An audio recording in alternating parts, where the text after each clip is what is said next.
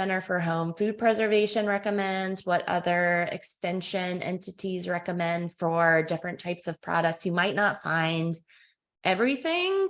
If you're fermenting a really obscure vegetable, there might not be an exact level of salt indicated, but generally I would say, if you're unsure, going higher is probably a better bet than going lower. Thank you. And the next question is, okay, one question again a lot is the preferred method of preserving fermented foods. What information do you have on heat destroying beneficial bacteria during canning? I do suggest freezing or leave it in the refrigerator for the recommend 6 months, but I may need a research-based information to provide. So we have a lot of folks in the fermentation space, of course, that are really interested in keeping the live microorganisms involved in the fermentation in the product when they consume it. So if you're making sauerkraut and you shred your cabbage, you put in 2% salt by weight, you put it out on your counter for 3 weeks, you're going to have really high levels of those lactic acid bacteria that were involved in the fermentation in that sauerkraut at that point. So after that 3-week period, you could put that jar of sauerkraut in the fridge. And so refrigerating will, stop the fermentation process, because you want to stop it at some point, or you're just going to get some odd texture, flavor development.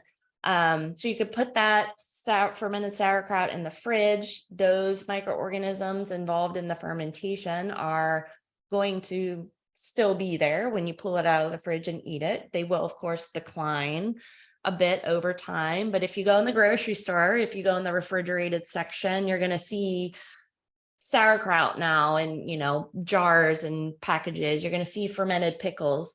So those products have not gone through a heat pasteurization process. So they got to be stored in that refrigerated space because they contain the live fermentation microbes. If they were put out on the shelf, for example, they might get continued growth, off-gassing, and so they wouldn't last on the shelf very long. So same kind of concept at home.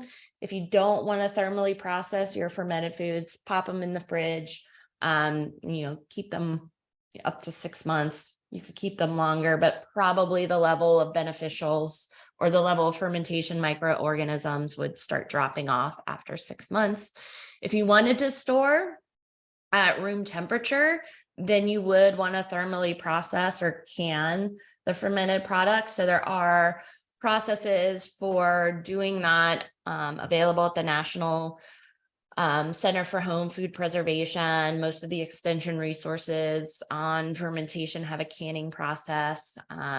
So it'll be processed in a water bath canner, right? So this is going to be a product that is very high in acid at the end. So you could use a water bath canner to process it. But of course, that thermal processing step, the water bath canning, is going to eliminate those microorganisms involved in fermentation, as well as ones that might lead to spoilage of the product. So you wouldn't have any live microbes left in that product, but the shelf life could be really long. You could store it for a year or longer at room temperature. So it's really, I think it's dependent on preference. So fermentation, I would say, is cost effective. Like, you don't need any expensive equipment. You basically need a jar, some tools you can sterilize, raw ingredients, and salt. Canning can be a little more expensive because, you do need the equipment for that. So I think it's all, if you really want those live microbes in the product, then I would say ferment and refrigerate. Okay, thank you. I think we have a time for one more question. And how does one communicate this sign of fermentation to the ordinary consumer? That is a great question, and I wish I had a great answer for that. So we've tried through our project to develop some materials to do that. We have some fact sheets, we have some videos. We've also done some consumer surveys to try and gauge where the level of understanding is at around fermented foods. And I think, you know, I would just encourage you to seek out the current accurate information related to fermented foods. There is a lot of misinformation out there. You know, I've seen things as, you know, kind of far out as eating fermented foods can help cure cancer, to all fermented foods being probiotic. And, you know, not that I want to discourage anybody from eating fermented foods. We should all do it. It's part of a healthy diet, right? You're incorporating more fruits and vegetables, but some of the health claims aren't backed up by science. And so I think educating yourself on how fermented foods are produced, the actual definition, knowing the difference between a probiotic and a fermented food will really help with that conversation. I think, you know, I think we've come a little further from people being scared of all microbes in foods. You know, 15 years ago, there was a study on live microorganisms being in yogurt and people thought it was gross. So I think we're way beyond that time. I think people understand the value of consuming live microorganisms.